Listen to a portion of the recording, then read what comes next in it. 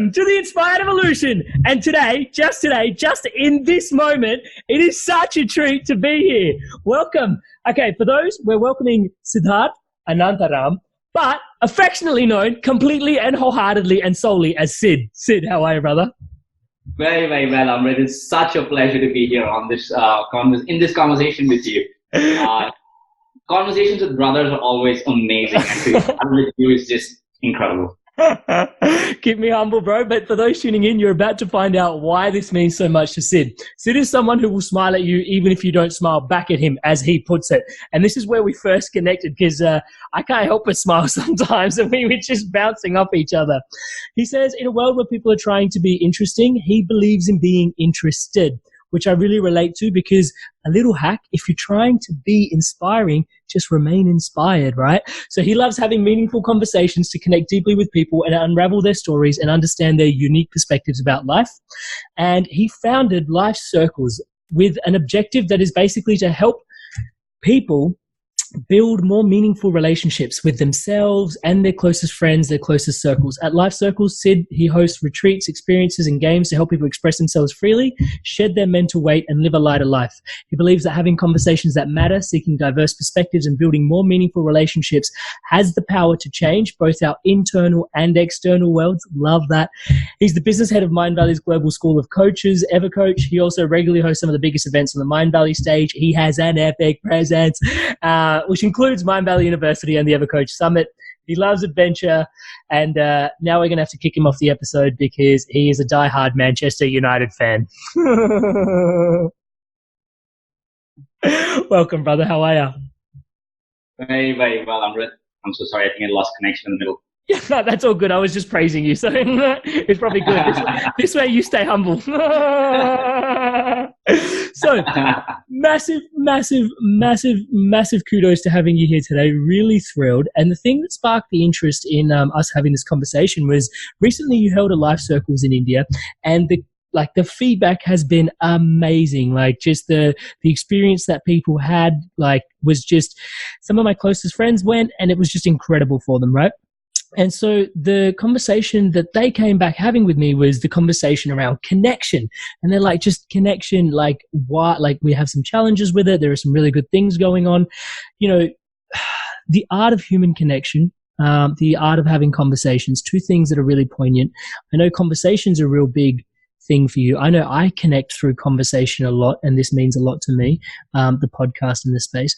But fundamentally, what inspired this particular Life Circle, right? Because there's always a theme, from what I understand, to be around connection. What inspired that as a nugget? So there are two levels of answers that I want to give to that. And I think the first one is what sparked Life Circles as a thought or a concept in itself. Right. And then what really sparked this particular Life Circle and what we designed it around, right? So just a backstory around Life Circles itself. Life Circles started off as most other ideas. It started off just as a personal need between me and two of my closest best friends, people who I've known for almost 10 years at this point, who I pretty much have met in college 10 years back, and who I've moved cities with, who I work with right now, who I live with.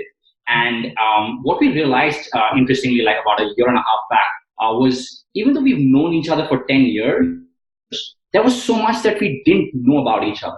And there was so much that we had held within ourselves about each other. There was so much that was unspoken, that was unsaid. And this was often causing a lot of strains within our friendship and our relationship. And so one fine day, we just decided, three of us, saying, hey, let's talk this out. Let's have a conversation about the things that really matters to each one of us, and discuss what really matters to us in our friendship and us as individuals. And this started off as a 1 or 2 hour conversation. It ended up being an 8 or 9 hour conversation spread out over 2 days. 2 days. And that's when we realized there is so much that each one of us holds within us, that often that we don't openly share with someone else, even the people closest to us. In fact, actually with the people most closest to us, because we feel there's this fear of judgment, there's this fear of rejection, there's this fear that the other person just won't understand you.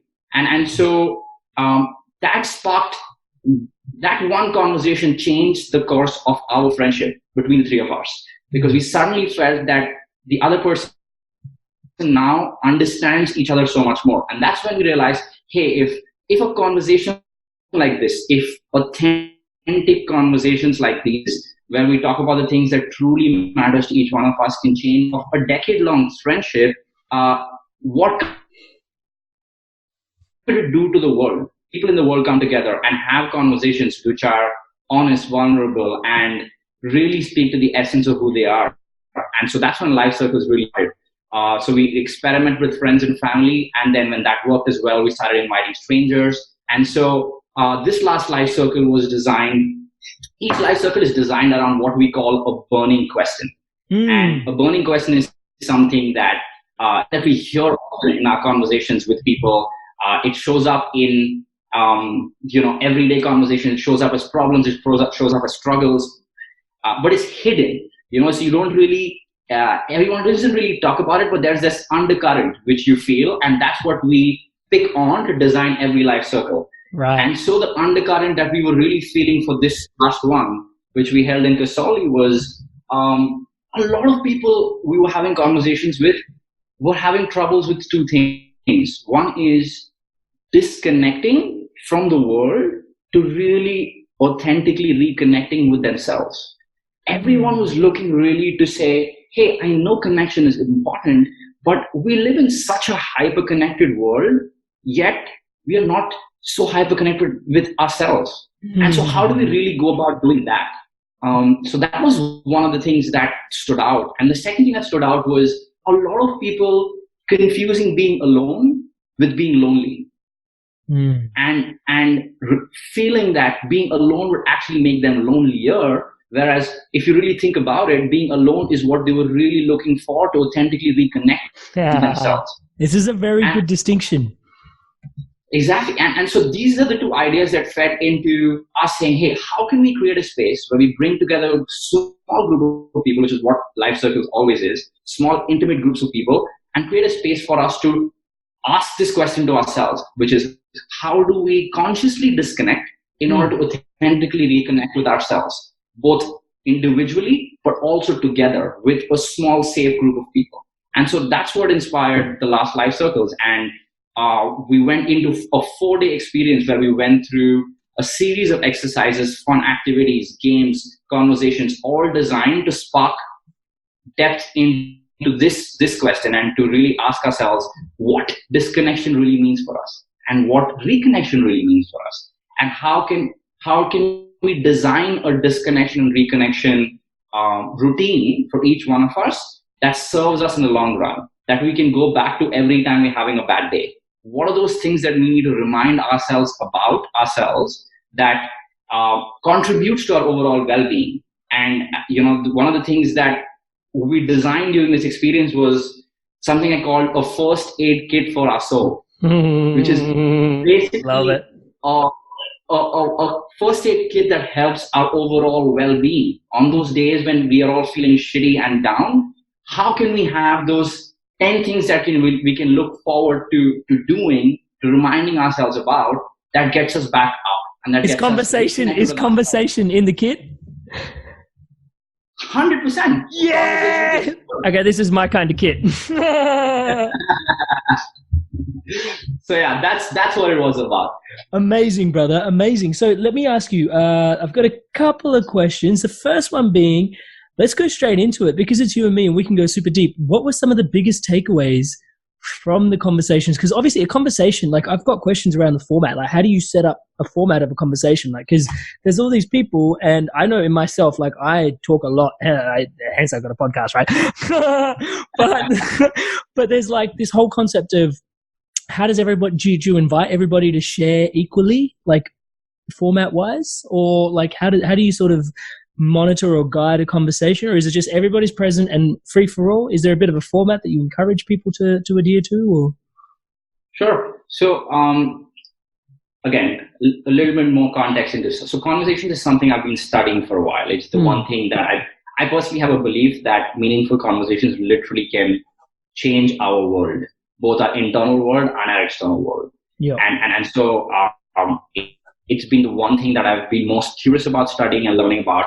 And one of the things I've realized is that there are 3 ingredients to making any conversation meaningful. So if you were to cook a meaningful conversation, literally there are 3 ingredients that I've seen that consistently adds meaning to any meaningful conversation you want to have. And then the first one is vulnerability. And vulnerability is something that is often spoken about and so highly discussed. But I went deep into understanding what it really means. And I think one of the biggest things I've realized about meaningful conversations when it comes to vulnerability is entering a conversation not knowing the outcome. Boom. So you don't you enter the conversation not knowing where it's going to lead, but you still enter it and are willing to express all your thoughts and emotions as openly and as candidly as possible.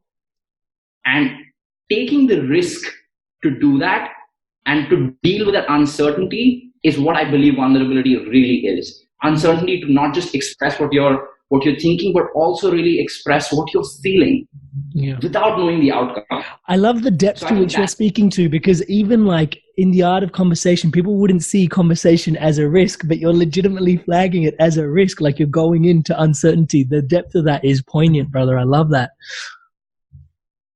Thank you. And the other thing that I've noticed consistently is honesty. And this seems obvious, but one of the biggest things I'm realizing, Amrit, is that meaningful conversations require a level of honesty that is honesty both to understand and be understood. And why I feel this is more and more important today is that I feel a lot of us do not have those conversations that really matter to us with the people who really matter to us, simply because we feel at the back of our head somewhere, we feel that by being really honest, we're going to hurt that person. And that fear of hurting the other person and getting hurt in the process and having to deal with those emotions is what keeps us from being completely honest. But some of the most meaningful conversations we have and the ones that we truly treasure are ones where we are blatantly honest, where we're willing to express all of ourselves as honestly as possible, knowing that it might hurt the other person, but still we're willing to do it anyway. And that's the second element of any conversation I've seen that really, really adds meaning. And the last and the most important one, actually, which for me has changed the game for me, is really realizing that when people are having a conversation, we are all wearing a pair of glasses, just like I'm wearing right now, right? We're all looking at the world through a pair of lenses. And a conversation really is the simplest way for us to like exchange our pair of glasses with someone else and to look at the world through a different lens and to get new perspective. And so every conversation we design at Life Circles is designed to bring out these 3 elements: honesty, vulnerability, and perspective to your most burning questions. So it's not only designed around the theme of the overall Life Circle is, of course, one burning question, but then leading from there, we go into each person's burning questions and try to see how can we have honest, vulnerable conversations that give each person perspective to what they're really thinking and feeling in the moment. So those are the 3 elements that we designed for. I love that. That is so deep, brother. And I love just how each of them is so, is a whole body of work in itself. Vulnerability, there's a whole bunch of work you can continue to do on yourself to open that up. Honesty, there's a whole bunch of work you can do on yourself to open that up. And shifting perspectives is a whole bunch of openness that you can work on to open that up. So the art of conversation is something you can literally toil on and work on. I absolutely adore that. So coming back to my question was, what are some of the biggest takeaways that you found in this space? Like, because we're having conversations around, you mentioned before, like a loneliness and reconnection. Don't let me program the answer. Please, what were some of the biggest takeaways that this community came out with that you found most surprising? So I think there are a few things that really stand out for me. And I think one of them really is that was the peak of everything. That was that there were 2 kinds of people in the room, or 2 kinds of connection and disconnection in the room. One were people who were so connected to what they were doing in the world every single day that it was leading to burnout, and it was leading to exhaustion and mental tiredness, and they were so raring to keep going every single day that they were so connected, they felt, in their definition of to what they wanted to do out there in the world, that it was actually leading to them not prioritizing themselves first. And so they were so connected to the work they were doing that they had forgotten that true connection starts with themselves.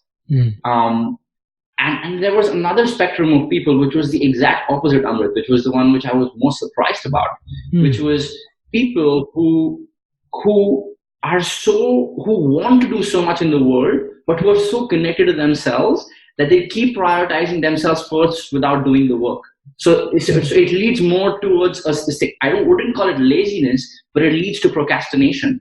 Saying, hey, let me learn another course, or let me do another retreat, or let me take more care of myself before I actually go out there in the world and do what I need. Let me get it perfect. And then once it's perfect, perfect is synonymous with procrastination. Exactly. Absolutely. Yeah, so I love that. So when people saw either ends of the spectrum, they saw the opposite ends of the spectrum, they realized, holy shit, that there's this entire spectrum of connection and disconnection. People on the burnout side are really looking to do exactly what this group of people are doing. Right. And this group of people are looking to do exactly this. So it was more about us coming together and sharing our perspectives on what it means to be on either side to create a midway, which is exactly where we designed a first aid well-being kit. Taking in mind perspectives of both sets of people, experience of both sets of people, wisdom of both sets of people, to design something that works as a blanket overall for everyone, but also which is individual to every single one. Perfect. Sid, can I ask you, before coming into this, did you have the awareness perhaps that this is where people were at, or was this something that precipitated through the event? So the question was something that I was reading into as the undercurrent, but Life Circles, like I said, is designed on the primary principle of vulnerability, which means that I, as a host of Life Circles, the only thing I hold myself responsible for is creating the space and designing the experiences. Outcomes is something I'm unattached to. Right. And that emerges through the course of the 3 or 4 day experience. And what I hold is that I attach myself to the kind of space I want to hold and the kind of what I want to design for within the experiences. But in terms of final outcomes is something that the collective wisdom of the group of people who sit in that circle, it emerges from there. And that for me is the beauty of the experience itself. Because I'm very clear with people before they show up for Life Circles, right? That if you are afraid of uncertainty and if you want like a minute by minute agenda of what's going to happen, this is not an experience for you. Because the way the agenda or the experience is crafted is defined and co-created by you. So, for example, all I know walking into the experience is day 1 is all about building a relationship with yourself. And I create space for that to happen through activities and games. Day 2 is about creating a relationship with your core community and your closest friends and family. And day 3 is about bringing it all together. That's the level of design I have. What happens within each day is something I curate, but I'm not attached to. Yeah, I find that really fascinating. Just the level of space that you're holding, because obviously, yeah, the insights that are dropping in and holding space and the amount of vulnerability then that is calling on you is really, really cool. And so in that, there's a whole conversation to be had around collective wisdom, right? Because obviously there's you that's sitting there or just holding space, and then these ideas of like perhaps people being on one spectrum or another spectrum, and this just happens to be the topic of this life circle. But there's so many different life circles where people are coming together. I myself have this gathering back home called Mandala Moments, and people have started opening up their homes for conscious conversations all over Australia now. But the idea around collective wisdom, when obviously, you and I have both studied a little bit about tribes and just how each member of the tribe doesn't have the same piece of wisdom, because then otherwise the other person becomes superfluous to the grand design of it all, right? And so the power of collective wisdom when people come together. Can you tell us a little bit about that? Absolutely. I think, Amrit, the one thing that's blown my mind consistently over the past year and a half since I've started Life Circles is the power of collective wisdom. And every single time I experience it, it blows my mind to another degree altogether. I think that collective wisdom is all about using the experiences, the unique stories, the unique lessons that each one of us holds, and putting it all in a space where it can brew and it can give back to each person what they need in that moment, not what they want, but what they need. And I think collective wisdom is the one thing that in a world which we are living in today, where there are so many complex scenarios where there is no clear cause and effect. Collective wisdom is what is the thing where groups of people come together to really discuss problems and together use each one's experience to then draw out solutions. Unlike complex and complicated, and there's a difference between complicated and complex problems, right? Complex problems are those problems where there's no clear cause and effect, which means that an expert in the room cannot give a solution, because unlike complicated problems, an expert himself does not know what's the cause and what can be the potential effect. And this is where things like human culture, things like when you're studying culture within companies, or when you're studying things that happen within each one of our lives, right? These are complex problems which cannot be the same solution that someone else applied cannot be applied by you. So this is where collective wisdom, the power of collective wisdom comes in, where you get perspective of how someone else has applied something in their own life, and then you apply a version of it or whatever you want to take from it into your own life. And the magic happens when you get multiple perspectives to the same problem that you have. So say I have a question, and one of the questions that came up, which really stuck with me during this life circle, is how do I forgive myself? How do I forgive myself? A question like that, no amount of reading a book, no amount of watching someone else speak about it, no amount of any other form of knowledge that's out there is going to help you do that. But there is this same person who asked this question got 12 different perspectives from 12 different human beings who've lived 12 different lives and stories. And that perspective is something that he is brewing in this person's head. And he takes out exactly what he needs from it. And trust me, Amrit, he walked out the last day saying, this is a question that I've held on to me for the last 8 years in my life. And I'm walking out feeling healed, feeling like a different person, because two things happen with that collectivism. One is he feels he no longer is alone. He's no longer the only person who feels that way, and there are other people who felt that way before. Yeah. And the second, he's also got perspective from 11 other people or 12 other people in the room who've given him potential solutions without trying to give him advice. They've shared their own story. And so now he walks out not just feeling less lonely and alone, but also more empowered to apply some of these in his own way. And I think that's where the magic of our collectivism comes in, which is get as many perspectives as possible to the problem that you're facing before you find one that works best for you. Yeah, I think that's really poignant. It talks about both the two really yummy bits being that, hey, like you're not on this journey alone, like other people have, surfaced through what you're going through, And also the other bit being that, yeah, you may actually learn something that can actually help you reconstitute a blueprint, a model, a technique that can actually help you navigate the thing that you've got the burning question around. So tell us, we've talked a little bit about life circles and the prognosis and the process and the prognosis of everything that came through.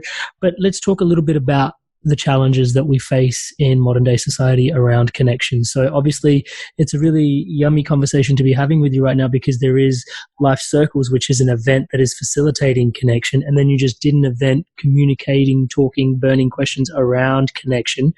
And you mentioned a little bit around where this came from in terms of Life Circle and where the questions came from.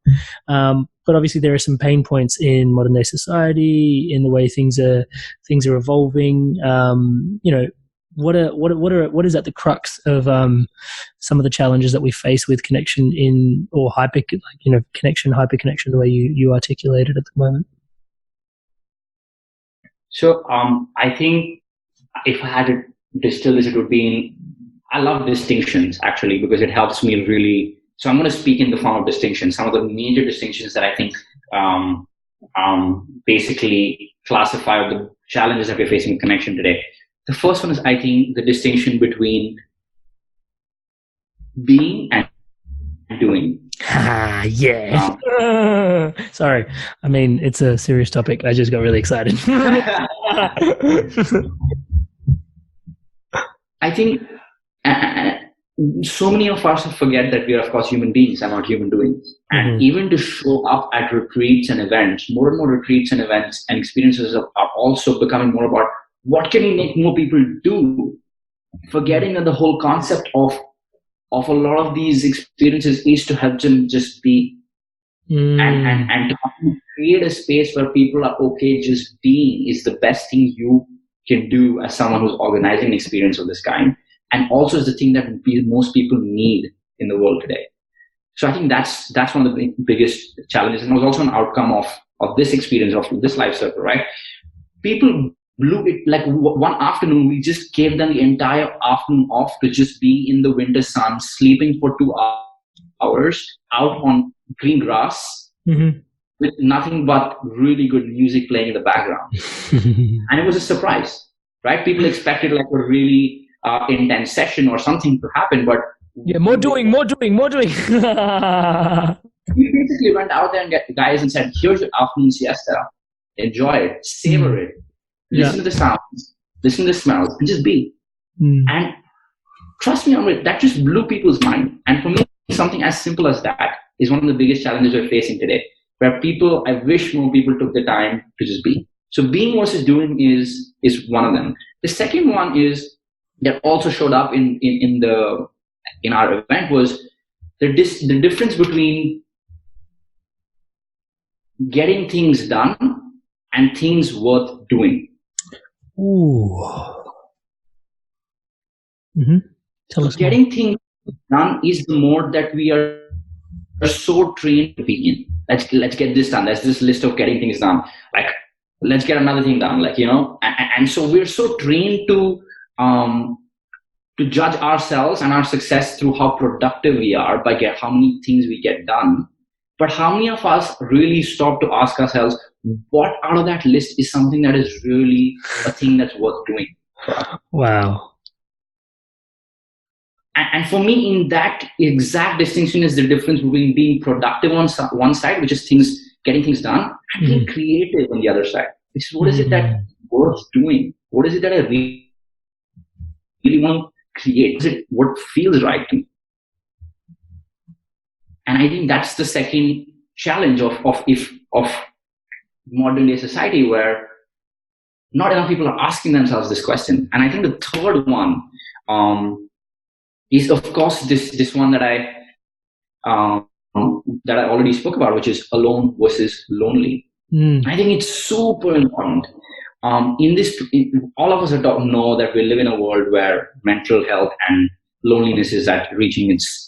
Mental health is a big spoke. Is a challenge, and it's something that people are talking about. And loneliness is something that is increasing so much. Even so much so they've got like the depression, anxiety, psychosis are now being labeled as diseases of loneliness. Exactly. Yeah. Exactly. And I think what's happening because of this is that a lot of people think that the biggest way to combat loneliness is to be around other people. And there's this last thing of finding your tribe, finding a community. And I think that's super important. And I think we do that at Life Circles as well. But I think it's equally important to understand how you can spend time alone with yourself. Yep. And how do you build a better relationship with yourself, where you're okay being alone with yourself. And that's okay too. Like, finding that balance between being alone with yourself and being okay with that, and finding your closest set of people who fuel you, who are your cheerleaders, who are really good for your well-being. I think that balance is what will help people address this question of loneliness better. And I think that is something that I think is the other challenge. I love that. Those are three really great distinctions: human being versus human doing, and I love the distinction between being productive and being creative. That's really, really cool. That's really, really cool. There's a lot of value in that. And the conversation around loneliness and actually feeling lonely and actually being alone. I think there's a we can pry that open a little bit further. Like, what are some of the, like you mentioned, journaling helps you stay present a lot. But like, what are some of the things that help you, or that are really good tools for spending time alone? Like, how do you, because I know a lot of people, and this is, when I say a lot of people, even just my own experience from about, a few years ago, maybe a bit more, just spending time alone. Like, I would rely on this thing a lot, and I just call my friends. I'd be on the phone a lot communicating, because connection is one of my highest value. And I was just always on the phone having a chat for 30 minutes was not a non-issue. You know what I mean? But cultivating that space and time to be with myself, I actually learned that a lot from my partner, who's more of an introvert. She spent more and more time with herself, but then also saw how creative she was from that alone time. And I was like, actually, maybe I need to learn how to healthily spend some time alone. And even just being alone, the space of boredom is such a yummy bedrock for creativity to flourish, but we don't exercise boredom in any way anymore because we're so ready to jump to the next distraction. But yeah, what do you find helps with encouraging, navigating your way through boredom? Let's just say that, or how to be alone. So I think there are these traditional practices of that most of us know about already, right? Which is meditation and reconnecting with yourself through meditation, and of course journaling.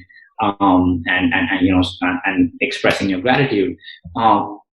Something that I have learned recently that has caused a huge spike in how I'm able to spend time alone with myself is really savoring, is the art of savoring, is the art of really slowing down to smell the things around me, to see the things around me more vividly, to take my hands and draw something, and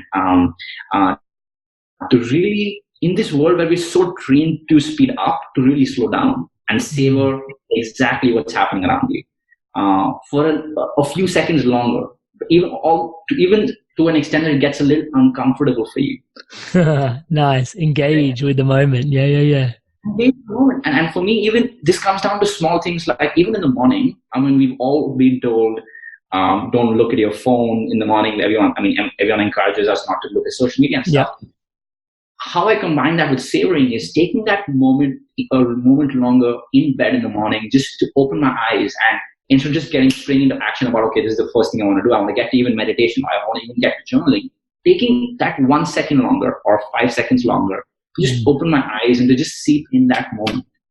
I think it's a very small thing, Amrit, but I think savoring every single moment around you and really using your 5 senses to the maximum ability you can is I think something that is the simplest thing that each one of us can add to our lives. And this the way it shows up can be very, very different, right? From smells. I've realized personally that I love, one of the best ways I like to savor the environment is the smell. The smell of the rain, or the smell of wet grass, or the smell of lemongrass is one of my favorite smells. Having that in my house so that it reminds me of I am here, or walking out in the sun and feeling the warmth of the sun on you. These things seem obvious, but I feel like one of those beautiful ways to just be alone and not need anything else, not even need a podcast to listen to, where you just everything that you need is out there. It's just you have to look more closely. So I think this is one of the things that has helped me the most in the last, beyond meditation and beyond journaling. I think this is one thing that I'm learning, and I'm still in the process of learning and applying to my own life. Yeah, I love this. There's go ahead. Oh, sorry. I was just going to share. You go. You're the guest.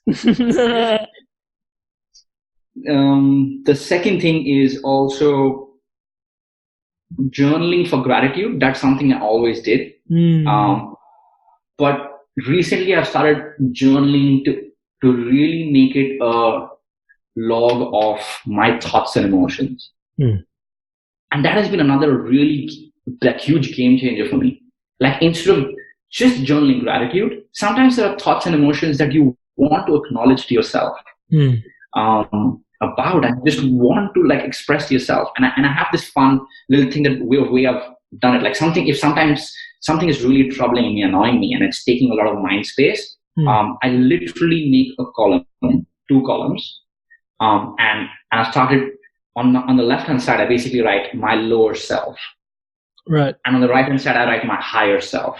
And I literally, on the lower self, I express all those thoughts and all those emotions basically that are pulling me down about that particular scenario or that situation. So it's whether it's anger, it's about being upset, it's about being sad, it's about being disappointed. And on the right hand side, about my higher self, is where I speak about the same things that I'm feeling from the higher emotions of positivity, of possibility, of hope, of joy, and seeing what could potentially spark joy or give me all of those emotions in that particular situation. And I think just doing this exercise helps me be a little bit more conscious about the fact that both of these emotions reside inside me at that given moment, but it's about consciously acknowledging both. And now it's almost become a beautiful writing meditation of sorts for me.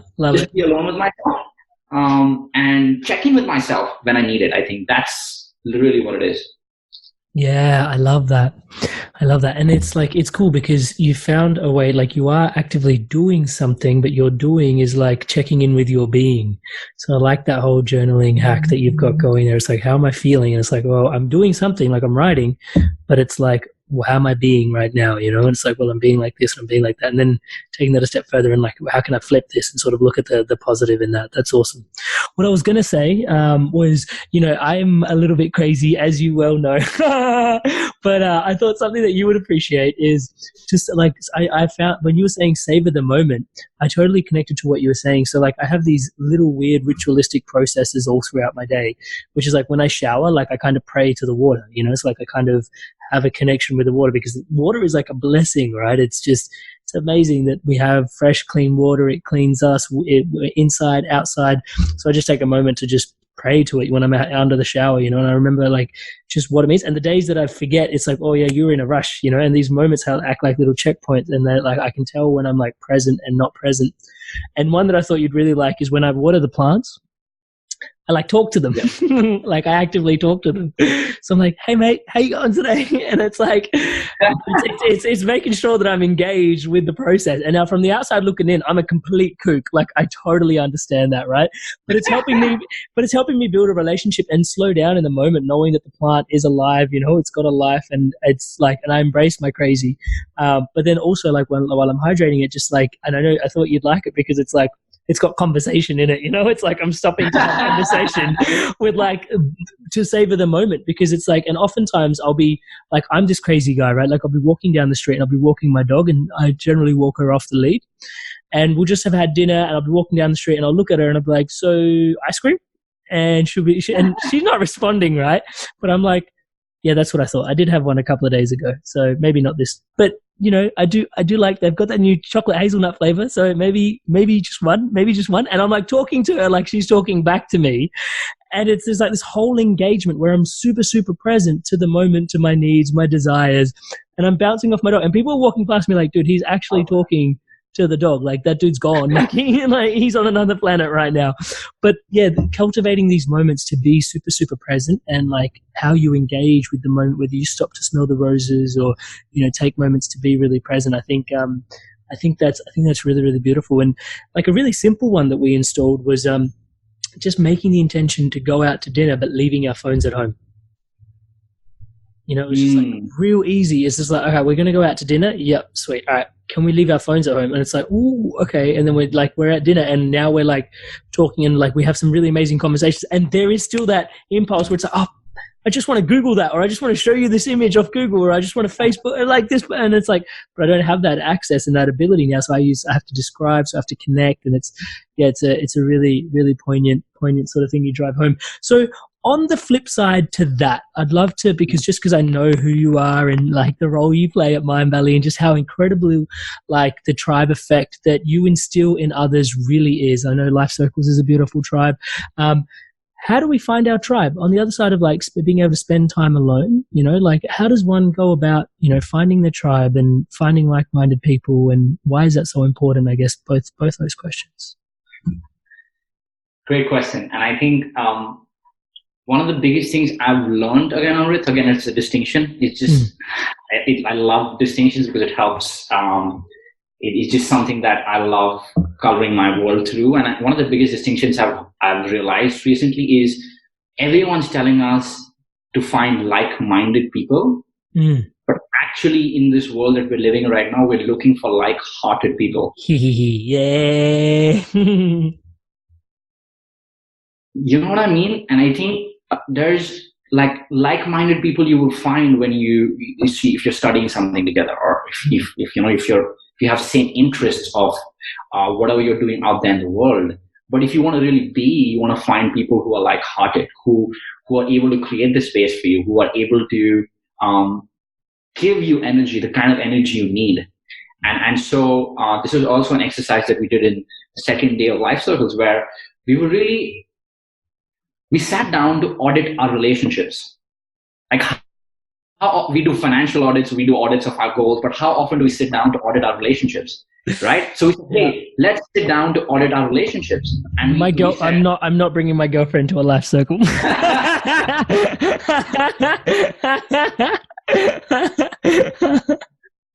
Please. I think you and Kay will on that audit. You guys are like favorite couples and partners, and I think you have no problem whatsoever.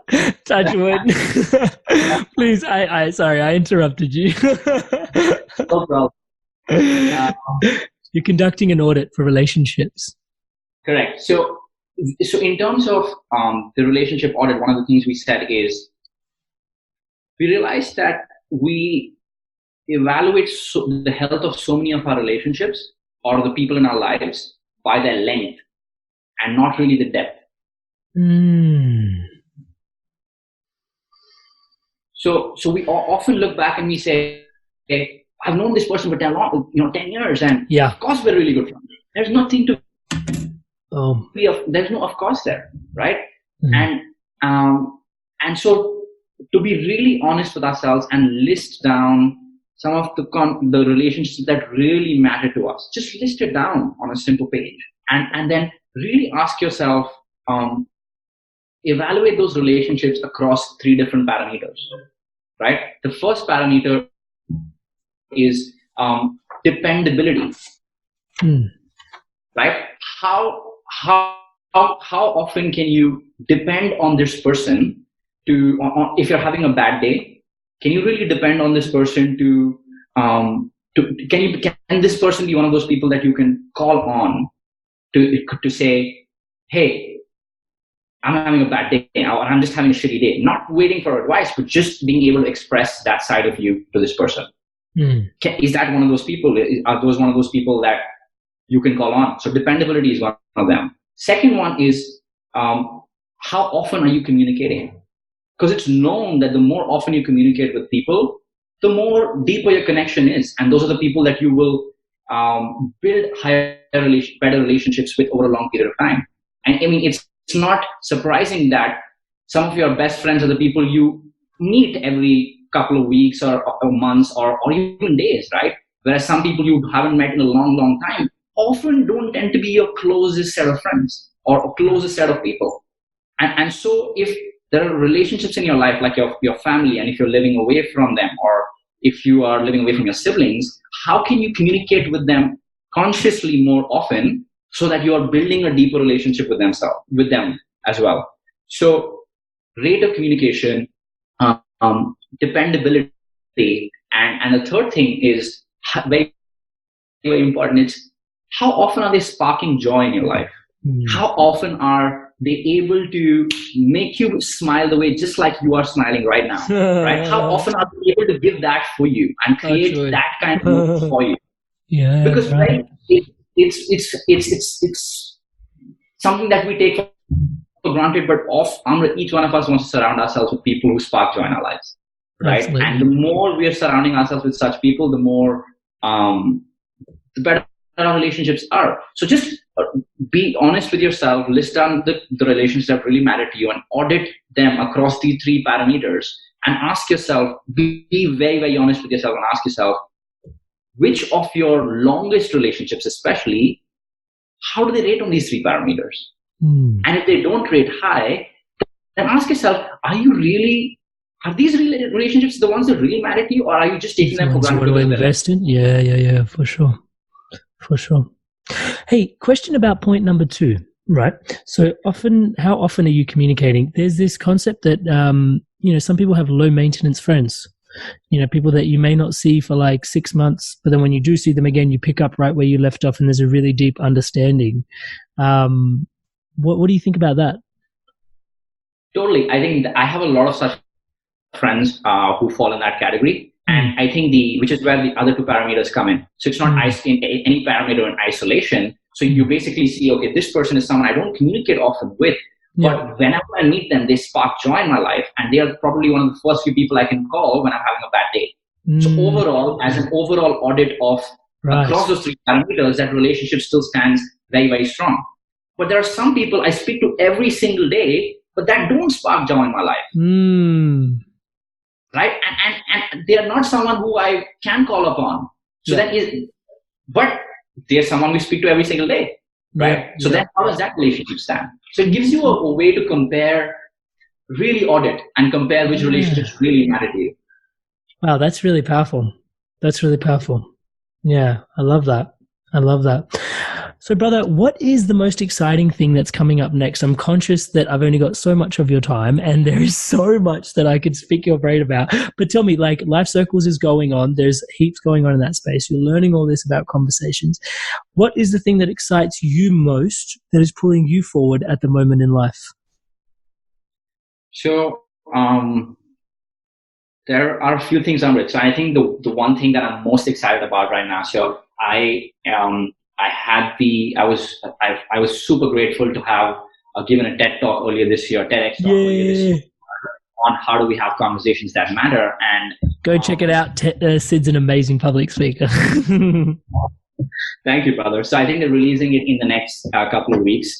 So I'm looking forward to that. But one of the things that happened when I gave that TEDx talk is I realized that in that TEDx talk, basically I share the 3 ingredients that make any conversation meaningful, but also a 6-step recipe for cooking a meaningful conversation with your own community or with your own friend, with your own family. And so anyone can replicate that process. What I want to do is now give people examples of what such conversations could be. Right. So I want to really start a podcast where I basically speak to people about the conversations that really matter to them.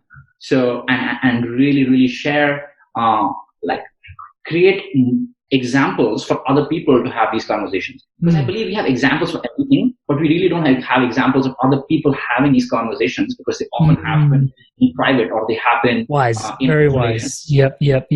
Makes sense. So can I ask you quickly, what is the 6 steps to... Yeah, 100%. So think of this as a recipe. So you have ingredients, and I shared the 3 ingredients with you, which is vulnerability, honesty, and perspective. Yeah. The 6 steps are literally a recipe for cooking a really great conversation. The first one is a check-in. This is the step that we often forget in so many conversations because we're often thinking about what's going to happen before a conversation or what's going to happen after. But a check-in is an effective way for us to connect, really be present at that moment, and then check in to what's happening. So check-in is the first one. Check in with the person of how they are doing, how they arrive into the conversation, so that you're not jumping in, but arriving into the conversation. So check-in.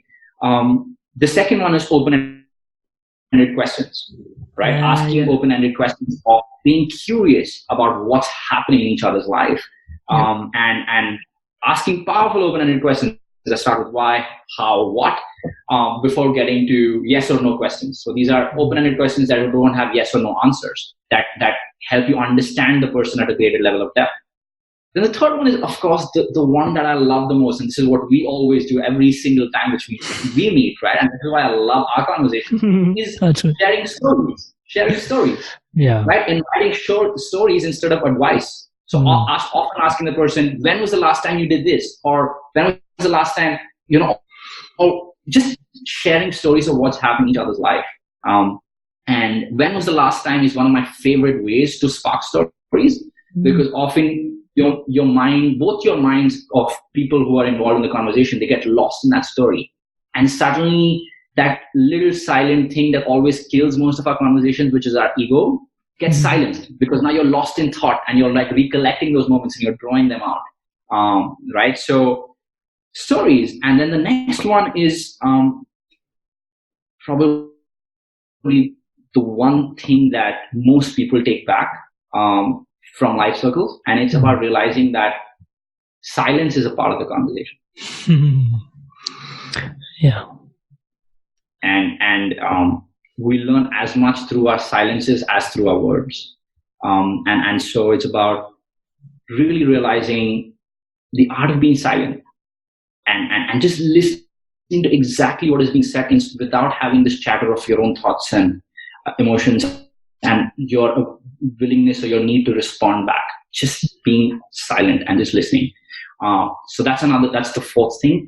And the fifth thing is something I call being a mirror, which is that most conversations do not work out the way they're supposed to because one of the two people in the conversation do not feel understood. And being a mirror is really about hearing, being silent, listening to the person, and then saying, what I'm hearing you say is. Reflecting back. Yeah, cool. And reflecting back exactly what the person's talking about. And that also gives you an opportunity for you to have shared what your understanding, which might be right or wrong, or might not be exactly what's being said, right? And just every time I've done this, Amrit, it's changed my understanding of the conversation and how the person feels. And then finally, leaving the conversation, just like you checked in, leaving the conversation with a checkout. So leaving with one thought, one emotion, one perspective that you share with the other person. Say, hey, I love this conversation, Amrit, because the perspective I got from this was X. Something as simple as that. Because the moment you do that, now that conversation has been entrenched in your head. And so these are the 6 simple steps that you can adopt to any conversation that you have, and add meaning to it through the scope of these. I love it. Thank you so much for sharing that. I have a question around that, and I know I was trying to anyway, back to the question. Do you think, because what you're sharing is quite innate, right? Like, obviously, I know for myself, like, I talk too much, so I need to learn to listen more, and I've been on that journey, and podcasting's really helped me with that, in terms of actively listening. I've spent the last 2.5 years podcasting, and, like, my ability to listen has gotten much, much better through an active process of going through, like, and learning and, like, actually developing that skill. And I'm really excited for your podcast, brother. I can't wait. But what I really wanted to tune into was, like, do you think that these were skills that were perhaps inherent and over time have been eroded? Great question. Great question. I think we were wired to sit in circles around fires and listen to our forefathers and our grandfathers sharing stories where we didn't have to say anything in return or in response. So if you ask me, 100%, we were, as human beings, wired to sit and just listen. But I think the more and more society has progressed, the more and more people speaking has been valued over people being silent.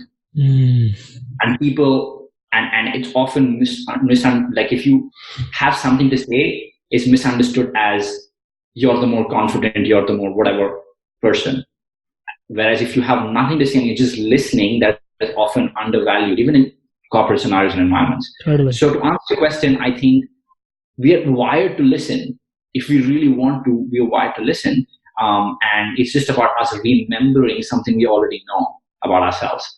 And so in order for us to remember, I use a simple hack, and we use this at Lifestyle as well. Like, every single person, when they're speaking, they have a talking piece in their hand. So when the person who has a talking piece is the only person who's speaking with intention. But the moment the person who's speaking with the talking piece, everyone else sees, okay, this person has a talking piece. Everyone else just listens with attention. So that little hack is like a reminder. They say, okay, I don't have a talking piece. Oh, this person has a talking piece. Oh, this person's speaking. So let me just listen without having to respond. So you can't judge in. You can't express your own thoughts. You just purely listen. And the more and more we've done that, it retrains our brain to really just listen without having to respond. I love that. Yeah, I felt that. And I think it's really interesting just how we've evolved. And I love the way you've coined it as life circles as well. And the whole idea of sitting by the fireside and how conversation is innate to our evolution obviously speaks to inspired evolution, which speaks to me as well, which is amazing. And yeah, genuinely, brother, really, really, really excited for your podcast. Now, the podcast is on its way to coming out, but for those that really want to connect into Life Circles, the work that you're doing, obviously I'm connected to you on Facebook, and it's always a pleasure to follow your journey, but what is the best way to connect with Sid? So Instagram right now is the best way through our Life Circles is what our Instagram handle is called. Our website is also called ourlifecircle.com. So that's where you can check out our upcoming retreats. So we have physical retreats that we do twice or thrice a year, which we're doing again next year. But we also are coming up with an exciting card game, Amrit, which I'm also very excited about, which is going to help more people spark meaningful conversations. And that's going to be out on our website by the end of this year. Awesome. And I'm excited to have that in the hands of as many people as possible, so that people have like a physical tool that they can use to spark these conversations. And it sounds like it's going to be fun as well. Oh, it's going to be a lot of fun. That's one element that I infuse to everything that we create. So I'm very excited about that. Yeah. So our Life Circles on Instagram and ourlifecircle.com. That's the best way to connect with Life Circles. Me personally, follow me on Facebook or Instagram. That's probably where I'm not on Facebook as much, but Instagram is probably the best way. Awesome, brother. Thank you so much for your time and your energy and sharing everything here today. And as always, brother, I know that, the journey of personal development is not just in the moment, even though we spend a lot of our time in the eternal now. Just taking a moment to acknowledge all the work that you do on yourself. And, we've been connected for a few years now, and it's been a real blessing just to be walking by your side and on this path and, just witnessing your growth and my growth together. It's really something. So thank you for all the work that goes into you being who you are. You inspire me, and wishing you all the best as always, brother.